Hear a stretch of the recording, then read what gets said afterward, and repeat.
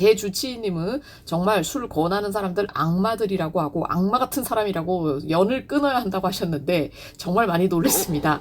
그래서 술자리 인연을 다 끊고 금주를 진행하면서 있던 중 식사하는 도중에 다른 테이블에서 주치의님을 만났어요.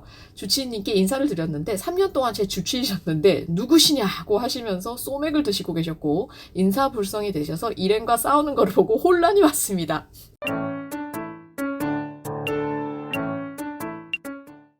네, 여러분 안녕하세요. 랜선 진료실 시간입니다. 오늘 오랜만에 제가 교수실에서 촬영을 하게 됐고요. 이 제 교수실은 좀 삭막합니다. 지금 보시면 이렇게 초음파 관련한 포스터가 이렇게 붙어 있고 앞에 컴퓨터 있고 이게 끝이에요. 자, 오늘 첫 번째 질문입니다. 파이브로 스캔 검사의 정확도 그리고 5.8이 어떤 걸 의미하는지 그리고 얼마나 자주 받는지 물어보셨어요. 파이브로 스캔 정확도는 굉장히 높습니다. 우리가 보통 간 조직 검사랑 비교를 했을 때 파이브로 스캔 정확도가 약 80에서 90% 정도 된다고 얘기를 하고 있고요. 5.8이면은 사실은 원인 질환이 뭐냐, 그러니까 B형 간염이냐, C형 간염이냐, 비알코올성 지방간이냐에 따라 좀 달라질 수 있는데 뭐가 됐든 간에 5.8은 굉장히 좋은 수치. 그러니까 우리 섬유화가 거의 없던가 아니면 섬유화 1단계던가 하는 경미한 수치로 생각해 주시면 됩니다. 파이브로 스캔 검사의 주기는 사실은 담당 교수님 마음인데요. 이제 저 같은 경우는 평균적으로는 1년 정도를 보고 만약에 조금 안 좋은 상태라서 자주 봐야 된다 그러면 6개월 그리고 굉장히 안정된 상태다 뭐 2년 이렇게 볼 때도 있습니다. 근데 문제가 파이브로 스캔 검사가 이게 비급여잖아요. 그래서 검사 비용이 좀 높아서 아무래도 자주 환자분들한테 추천드리기에는 좀 저도 부담이 있습니다. 네, 다음은 바라클루드를 드시고 있는 분인데요. 골다공증이 마이너스 2.5가 나왔다고 하셨고요. 우리가 이제 골밀도 검사라는 게 있어요. 그래서 20대랑 비교를 해서 내 골밀도가 얼마나 떨어져 있냐. 마이너스면 당연히 떨어져 있고 이게 이제 뭐 T스코어, Z스코어 그래서 그 약간 수치가 있는데 2.5면 주로 보통 우리가 골다공증이 있다라고 결론을 내립니다. 근데 바라클루드 때문에 골다공증이 왔다라고 이제 얘기를 해주셨고 타프 계열 중에 뼈랑 신장에 도움을 주는 항바이러스제가 있는데 이게 진짜냐. 불행히도 아직까지는 우리가 비리어드 약제는 골다공증과 연관이 있다고 보고가 되어 있는데 바라클루드 엔테카비어 계열은 이 골다공증을 일으킨다는 보고가 아직은 없습니다. 그래서 일반적으로는 비리어드를 먹다가 골다공증이 생긴 분들은 오히려 바라클루드로 가라 내지는 바라클루드가 안 되면 뭐 타프 베물리드로 가라라고 되어 있거든요. 사실 그래서 이게 급여 인정이 될지가 모르겠어요. 그러니까 지금은 바라클루드 드시다가 지금 베물리드로 만약에 골다공증 때문에 변형을 하게 되면 이게 이제 심사평가가 아마 올라가야 될 것 같긴 한데 아마 이 담당 교수님이 굉장히 고민이 좀 많으실 것 같습니다. 다음 현희님께서 올려주셨고요. 아, 이분이 테노포벨을 계속 잘 드시고 있었는데 이제 7월부터 복수가 조금 생겼다. 근데 왜 나는 정기적으로 하고 있고 약을 먹고 있는데도 복수가 생겼냐라고 얘기를 하십니다. 항바이러스제가 사실 이제 제가 전에 이 항바이러스를 먹으면 섬유화 검사가 좋아지는 분이 분명히 있다라고 얘기를 들었는데 바꿔서 얘기를 하면 항바이러스를 먹어도 어느 정도 섬유화가 또 진행하는 환자분도 있습니다. 즉 이 항바이러스제는 B형 간염이 나빠지는 거를 브레이크를 건다고 생각하면 되는데요. 브레이크 걸리는 정도가 사람마다 다른 거예요.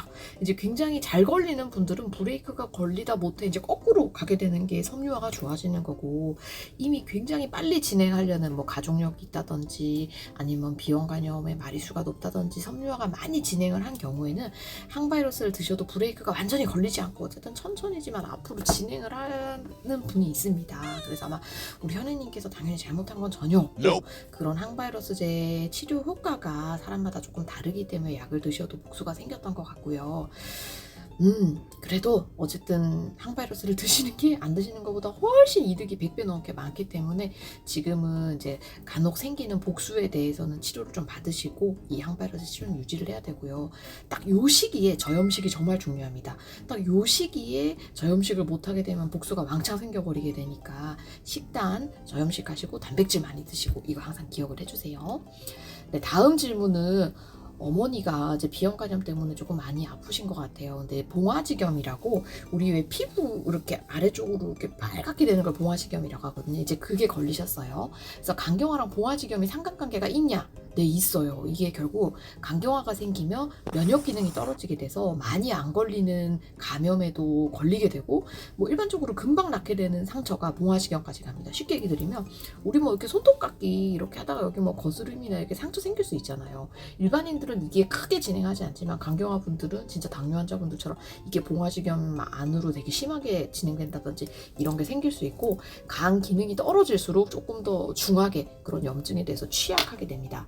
그 다음에 두 번째, 중기까지 진행이 됐으면 식단 관리가 얼마나 해야 되냐.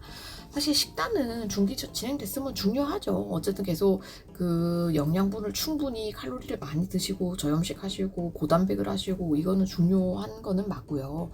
근데 이제 어머니가 이것 때문에 일을 그만둬야 되냐는 조금 다른 문제인데, 아마 어머니가 지금 이 미용실을 운영하고 계신 것 같은데요. 미용실의 운영이 부담이 많이 될 정도다. 그리고 아무래도 좀 서 있으니까 이 정도는 조금 힘드실 것 같고, 일반적으로 앉아서 계시고 뭐 카운터 보시고 이런 거는 가능하지 않을까 싶습니다.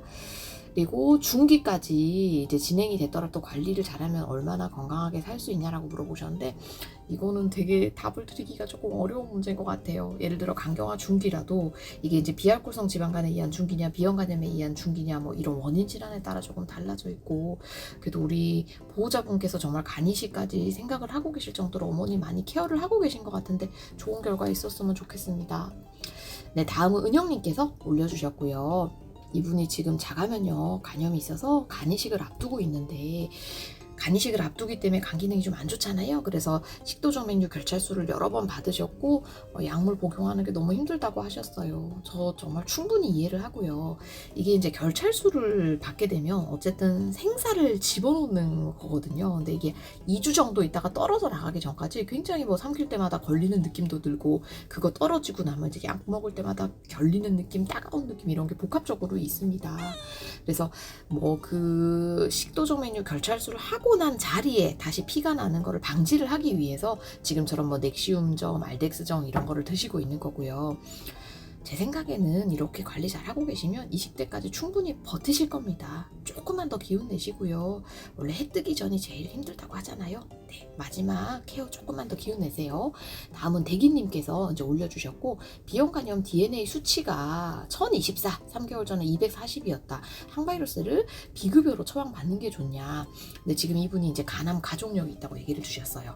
제 생각에는 이 2개 정도가 관건인데, 우리 대기님께서 나이가 어떻게 되시냐, 연세가 조금 드셨냐가 첫 번째 관건이고, 대기님의 기저 간 상태가 얼마나 굳었냐, 간경화가 이미 와 있느냐 아니면 조금 뭐 그렇게 굳지 않았느냐에 따라서 결정일 것 같아요. 그래서 가족력만으로 지금 사실 DNA 수치가 우리가 급여 기준은 안 되잖아요. 약을 먹어야 된다 이렇게 얘기 드리기는 힘들고, 나이가 조금 있으시거나 아니면은 간이 조금 굳었다, F2 보통 섬유화 단계 2단계나 3단계 이상 넘어갔다 싶으면 그때는 비급여로 드셔도 뭐 크게 문제는 안 될 것 같습니다. 다만 젊으시고 간 기능이 꽤 좋다라고 얘기를 하면 비급여로 지금부터 드실 필요는 없지 않을까라는 게 개인적인 생각입니다. 네, 다음은 간 수치가 이제 GO 머시기, GP 머시기, 감마 GTP 머시기가 1500, 2200, 600이 나왔다고 합니다. 이렇게 높게 나오는 게 상한 음식을 잘못 먹어도 오를 수 있냐라고 물어보셨고요. 사실 이 정도면 진짜 많이 오른 거잖아요. 이 진짜 많이 오른 1000 이상 오른 수치들은 대부분 세 가지 중에 하나입니다. 그러니까 우리 보통 바이러스성 감염이 있건가, 아니면 독성 간염, 술도 포함인데요. 알코올 같은 거 드시고 내지는 뭐 건강보조식품 같은 거 잘못 드시고 생기던가, 아니면 허혈성 간염이라 그래서 혈압이 떨어지면서 간 쪽으로 피가 안 가면 이만큼 간이 죽어 나갈 수 있거든요. 그래서 제 생각에는 단순 음식 때문만으로는 이렇게 오르시지는 않으셨을 것 같고, 우리 환자분이 술 드셨던 것 때문에 급성 알코올 간염이 심하게 와서 오른 걸로 생각이 됩니다. 음식만으로는 이렇게 잘 안 올라요. 네, 다음 댓글은 제가 진짜 이 댓글 읽고 10분 동안 숨을 못 쉬고 웃었는데요. 제 주치의님은 정말 술 권하는 사람들 악마들이라고 하고 악마 같은 사람이라고 연을 끊어야 한다고 하셨는데 정말 많이 놀랐습니다. 그래서 술자리 인연을 다 끊고 금주를 진행하면서 있던 중 식사하는 도중에 다른 테이블에서 주치의님을 만났어요. 주치의님께 인사를 드렸는데 3년 동안 제 주치의셨는데 누구시냐고 하시면서 소맥을 드시고 계셨고, 인사불성이 되셔서 일행과 싸우는 걸 보고 혼란이 왔습니다. 이거 진짜 너무 웃기고요. 네, 충분히 있을 수 있는 일입니다. 사실 간악회에서 조금 어떤 교수님이시지 않을까라고 상상되는 교수님이 몇 분이 좀 계시긴 한데 저는 함구하도록 할게요. 이게 이제 교수님을 제가 뭐 방어 아닌 방어를 좀 해드리면 사실 이제 진료 볼 때는 의사잖아요. 그러니까 환자분들한테 당연히 교과서적으로 해야 되는 말을 해드리는 거고, 이 외래가 굉장히 스트레스입니다. 제가 해보면 특히 한 세션에 한 50명이 넘어가잖아요. 그럼 이제 외래 때는 어떻게 짧은 시간에 집중해서 이 환자분에 대한 디시전을 내려야 되고, 그 다음에 계속 상담을 해야 되니까 그 외래가 끝나고 나면 정말 모든 기운이 다 소진이 된 느낌이 들어요. 그래서 아무 일을 할 수가 없습니다. 그래서 보통 외래가 끝나면 그렇게 술이 땡깁니다. 예전에 이제 뭐 서울대에서 금주에 이런 모임이 있었는데 왜 그렇게 술을 드시는지 몰랐는데 이해가 됩니다. 그냥 외래가 끝나면 생산적인 활동을 할 수가 없어요. 기운도 없어서 운동을 할 수도 없고 머리를 쓰는 활동도 할 수가 없고요. 진짜 정말 동물적으로 이렇게 누워있던지 아니면 먹던지 이거밖에 생각이 안 나거든요. 근데 술이 굉장히 짧은 시간에 스트레스를 풀어주는 아주 효과적인 도구예요. 근데 의사들은 또 시간 아끼고 이 효율적으로 일하는 걸 되게 중요시 여기거든요. 그러다 보니 아무래도 그 외래 끝난 스트레스를 빨리 풀려는 생각에 이 소맥이라든지 술을 드셨던 것 같고, 이 교수님이 본인이 술을 좋아하시는 분이신 것 같아요.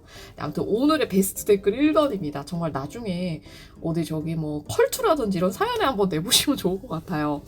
네, 다음은 이분이 정말 정신력 하나만으로 금주 금연하시는 분들 대단하다고 글 올려주셨는데, 저도 이 금주 하면서 너무 느꼈고요. 정말 정신력만으로 금주 금연 성공하시는 분들 있잖아요. 뭐를 하셔도 성공하실 분들입니다. 제가 장담 드릴 수 있어요. 이분들은 뭐 사업이든지 아니면 공부든지 지금 하고 계시는 직업에서 다 성공하실 수 있는 분들입니다. 네, 다음은 이제 복수천자 관련해서 글을 올려주셨고요. 이게 복수천자를 할 때 어쨌든 복수를 뽑으려면 긴 바늘을 한번 꼽아야 되거든요. 근데 그 한 번 뚫는 게 이제 아파서 마취를 해달라고 하는 환자분들이 있습니다. 그럼 마취를 하면 덜 아프냐? 마취도 어쨌든 마취 바늘이 들어가니까 좀 아파요. 그래서 이거 나 2번 찌르기 싫으니까 한 번 찌르달라 하시는 분, 굵은 바늘 들어오기 전에 그래도 좀 약한 바늘로 마취를 해주세요라는 환자분, 이렇게 두 부류로 나눠지고, 사실 이게 뭐가 좋다는 환자분의 개인 사정에 의한 거기 때문에 뭐 결정을 해드릴 수는 없고요. 지금 우리 환자분 같은 경우에는 피부 마취를 좀 하시는 쪽을 좋아하시는 것 같습니다. 근데 이제 왜 다 안 빼냐? 이게 다 뺄 수가 없어요. 구조상 이게 복강이 굉장히 이렇게 막 복잡한 공간이거든요. 그래서 배에 있는 거를 다 빼낼 수는 없고, 그리고 너무 많이 빼내게 되면은 이 혈력학적으로 해서 저혈압이라든지 또 그런 문제가 생깁니다. 휘청거려요. 그래서 보통 최대 뽑는 게 한 5리터, 6리터 정도고, 이상 뽑게 되면은 조금 위험할 수 있어서 한꺼번에 많이 뽑지는 않는 것 같아요. 그리고 복수라는 거는 어차피 간 기능이 떨어져서 차는 거기 때문에 한 번 빼고 나면 또 다시 차게 되는데, 차는 속도가 사람마다 달라서 뭐 2, 3일마다 차는 사람, 일주일마다 차는 사람, 한 달 만에 차는 사람, 이렇게 다른 게 되고요. 다음 환자분은 이제 식도정맥류 수혈하고 또 터질 수 있는지 물어보셨어요. 네, 불행히 또 그렇습니다. 식도정맥류를 이제 저희가 수혈하고 지혈술을 했는데 간혹 수혈을 또 너무 많이 하잖아요. 그럼 또 터져요. 여기 압력이 올라가면서. 그래서 참 저희가 전공의 선생님들이 이것 때문에 고민과 또 혼도 많이 나고 그러는데, 적당한 정도의 수혈을 해야 됩니다. 그러니까 빈혈은 없애면서 이게 더 터지지 않을 정도의, 거의 뭐 줄타기라고 할 수 있는데 어려운 분야입니다. 네, 다음은 우리 비형간염 활동성인데 항바이러스에 드시고 있는데 홍삼이나 밀크시슬 드셔도 되는지 물어보셨고요. 그 홍삼이 일반적으로 그 큰 회사에서 파는 것들이 있잖아요. 정관장이라든지 뭐 그런 거 드셔도 큰 문제 없고, 밀크시슬도 마찬가지로 저희가 보험 처방을 해드릴 수가 없어서 그렇지 드시는 거는 뭐 자의적으로 드시는 거는 문제는 되지 않습니다. 네, 다음 우리 M 환자분께서 비리어드 복용 4개월 차인데 무릎 수술을 해야 되는데 간 수치가 53이어서 안 된다라고 얘기를 하셨대요. 근데 이거는 교수님들마다 기준이 좀 다른 것 같아요. 저 같은 경우는 53이면 보통 하셔도 됩니다라고 얘기를 하는 편이거든요. 근데 조금 더 이제 엄격하게 적용을 하시는 교수님도 있고요. 그래서 얼마 정도 떨어져야 수술이 가능한지는 이 교수님에 따라 다른데, 보통 저희가 간 수치를 40으로 보거든요. 그래서 아마 지금 이 담당 교수님은 40이 될 때까지 기다리고 있을 가능성이 좀 있지 않을까라고 생각해 봅니다. 네, 다음은 술을 못 끊어서 아버님께서 좀 걱정을 하고 계셨는데 이번에 복수가 찼다고 합니다. 이거 많이 위험한 거냐, 생명에 지장이 없는 건지 물어보셨고요. 지금부터가 관건일 것 같아요. 그래서 술을 잘 끊으실 수 있으면 그래도 우리가 간 기능이 회복되면서 복수가 차더라도 괜찮은데, 복수가 차고 있는데 계속 술을 드시면은 보통 한 2, 3년 정도 얘기를 합니다. 그래서 아버님께 조금 더 신경을 쓰고 금주를 강력하게 권유를 해야 되지 않을까 싶어요. 우리 가족분이 고생이 많으십니다. 네, 다음 A님께서 왜 항바이러스를 비급여로 처음 처방을 하면 그 다음도 비급여야 되냐? 어차피 한 번 텀에 일주일이라는데 다음 일주일부터는 보험이 안 되냐? 네, 그게 안 됩니다. 국가에서는 어차피 전국에서 처방되는 항바이러스제를 다 데이터를 갖고 있어요. 그러니까 한 개인이 A 병원에서 처방받고 B 병원에서 처방받고 전국 데이터를 갖고 있거든요. 근데 스타트가 비보험이면은 항바이러스를 먹으면 수치가 계속 좋아지잖아요. 그러니까 어차피 다른 병원에 가도 이 항바이러스를 보험급여 기준으로 처방을 받으려면 그만큼 수치가 안 좋아야 되는데 이미 약을 드시고 있는 상태면 당연히 피검사가 또 좋게 나오겠죠? 그러면 다른 병원에서도 마찬가지로 급여 처방이 안 됩니다. 그래서 스타트가 비급여면 계속 비급여일 가능성이 높다고 얘기를 드리는 거예요. 그만큼 항바이러스가 치료 효과가 좋아서 그래요. 네, 다음은 DNA 수치가 900이 나왔다. 이게 높은 거냐? 아직 항바이러스를 드시지 않고 있고 900이라도 비급여로 약을 먹는지 안 먹는지는 앞서 얘기 드린 것처럼 가족력, 그 다음에 기저 간이 얼마나 굳었나, 섬유화 정도, 그리고 DNA 및 AST, ALT 수치 뭐 이런 게 종합적으로 평가가 돼야 됩니다. 그런데 뭐 젊으시고 가족력도 특별히 없고 AST, ALT 정상이라면 지금 900이라면 굳이 뭐 아주 빨리 항바이러스를 비급여로 먹을 필요는 없지 않을까라고 생각을 합니다. 네, 다음에 이거 이제 간농량에 대해서 댓글을 달아주셨는데 30대인데 간농량에 한번 걸리셨었나 봐요. 재발률이 높냐? 재발률이 높진 않아요. 이게 보통 1% 미만이라고 얘기를 하는데 보통 클렙시엘라균이 이에서 요새는 많이 걸리고 이 클렙시엘라균은 당뇨에 많이 또 영향이 있거든요. 그래서 당뇨 조절이 반복적으로 좀 안 되시는 분은 어쨌든 재발 가능성이 좀 있겠지만 특별히 당뇨도 없고 그런 기저질환이 없는 분은 재발을 하는 분이 많이는 없는 것 같습니다. 네, 이상 오늘 랜선 진료실 시간은 조금 길었는데 어떻게 좀 지루하지 않으셨는지 모르겠습니다. 여러분 항상 건강하시고 행복한 하루 되세요.